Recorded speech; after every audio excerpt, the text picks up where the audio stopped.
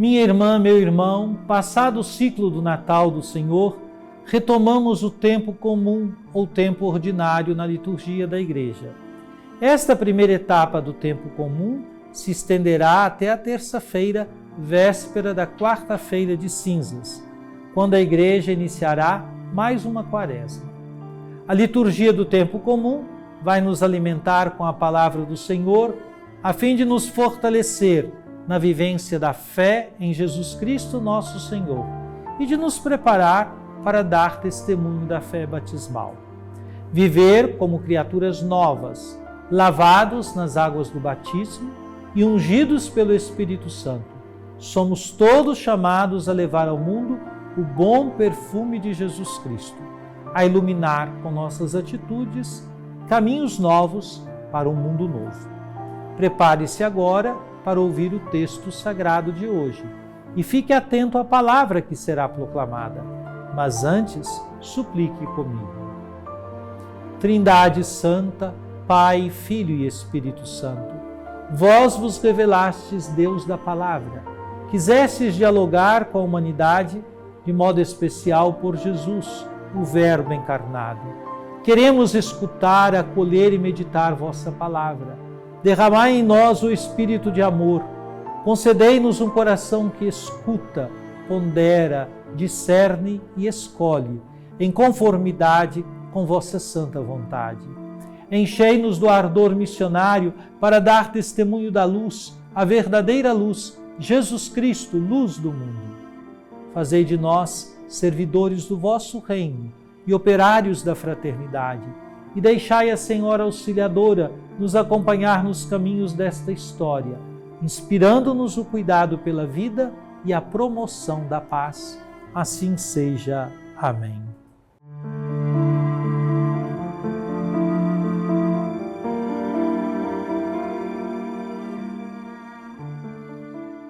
Irmãos, a fé é um modo de já possuir o que ainda se espera, a convicção acerca de realidades que não se veem. Foi a fé que valeu aos antepassados um bom testemunho. Foi pela fé que Abraão obedeceu a ordem de partir para uma terra que devia receber como herança. E partiu, sem saber para onde ia. Foi pela fé que ele residiu como o estrangeiro na terra prometida, morando em tendas com Isaque e Jacó, os co-herdeiros da mesma promessa, pois esperava a cidade alicerçada, que tem Deus mesmo por arquiteto e construtor.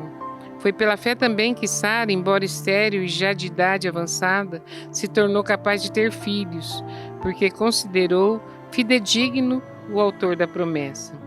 É por isso também que de um só homem, já marcado pela morte, nasceu a multidão, comparável às estrelas do céu e inumerável como a areia das praias do mar. Todos estes morreram na fé. Não receberam a realização da promessa, mas a puderam ver e saudar de longe e se declararam estrangeiros e imigrantes nessa terra.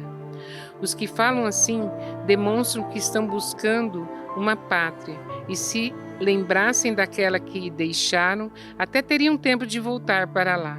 Mas agora eles desejam uma pátria melhor, isto é, a pátria celeste. Por isto, Deus não se envergonha deles ao ser chamado o seu Deus, pois preparou mesmo uma cidade para eles. Foi pela fé que Abraão, posto à prova, ofereceu Isaque. Ele, o depositário da promessa, sacrificava o seu filho único, do qual havia sido dito: é em Isaque que uma descendência levará o teu nome. Ele estava convencido de que Deus tem o poder até de ressuscitar os mortos, e assim recuperou o filho, o que é também um símbolo.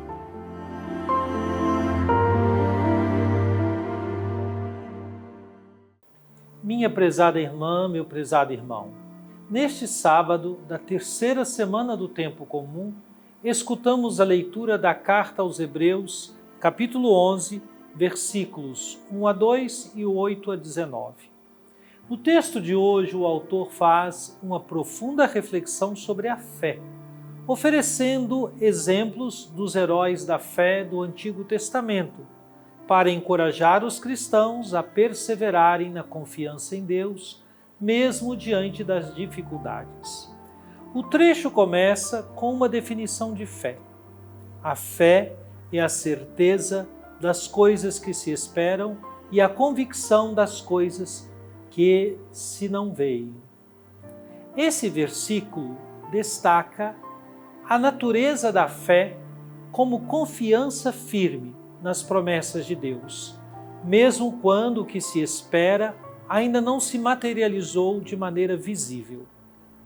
A fé é, portanto, a base da esperança cristã, sustentando a vida dos crentes e os capacitando a viver de acordo com a vontade de Deus. O versículo 2 introduz a ideia de que os antigos receberam um bom testemunho por meio da fé. Esses exemplos de fé são dados como uma inspiração para os cristãos, mostrando que aqueles que confiaram em Deus e agiram conforme a sua palavra, independentemente das circunstâncias, foram reconhecidos como justos e fiéis. O autor, então, apresenta uma lista de heróis da fé, começando com Abraão, cujas ações exemplificam a confiança em Deus, mesmo sem ver os resultados imediatos. Nos versículos 8 a 19, o autor se concentra na vida de Abraão e outros patriarcas, como Isaque, Jacó e Sara, enfatizando como eles viveram pela fé, acreditando nas promessas de Deus, apesar das dificuldades e da falta de realização plena das promessas. Abraão, por exemplo, obedeceu ao chamado de Deus para deixar sua terra natal e ir para um lugar desconhecido. A sua fé o levou a acreditar que Deus seria fiel à sua promessa de dar-lhe uma descendência, mesmo quando ele e sua esposa eram avançados em idade e ainda não tinham filhos. A narrativa continua ressaltando a paciência de Abraão, que, embora tenha recebido a promessa de uma grande nação, nunca viu a realização plena dessa promessa em sua vida. No entanto, ele morre crendo que as promessas de Deus se cumpririam, e os heróis da fé viram de longe a promessa sendo cumprida, mas ainda não a alcançaram. Esse paradoxo revela a natureza da fé cristã: acreditar nas promessas de Deus, mesmo que a realização completa aconteça em um futuro escatológico. Em relação a Sara, o autor destaca sua fé no cumprimento da promessa divina, apesar de sua incredulidade inicial, quando ela teve um filho em sua velhice. A história de Abraão e Sara exemplifica como a fé permite ver além das circunstâncias imediatas, confiando que Deus, que é fiel, realizará o que prometeu. Teologicamente, este trecho de Hebreus 11 sublinha a importância da fé como um princípio ativo na vida do cristão.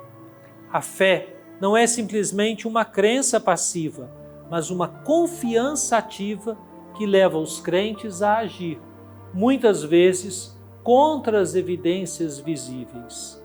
Este texto é um chamado à perseverança e à confiança em Deus, independente das dificuldades ou da espera, pois a fé é a chave para experimentar a fidelidade de Deus em todas as circunstâncias.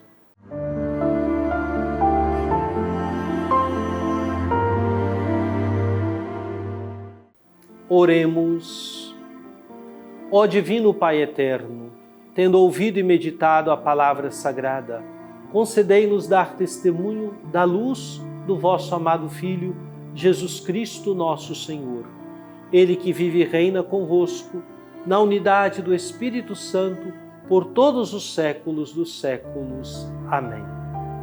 E venha sobre você, minha irmã, sobre você, meu irmão, sobre sua família e sua comunidade, a bênção de Deus, Pai, Filho e Espírito Santo. Amém.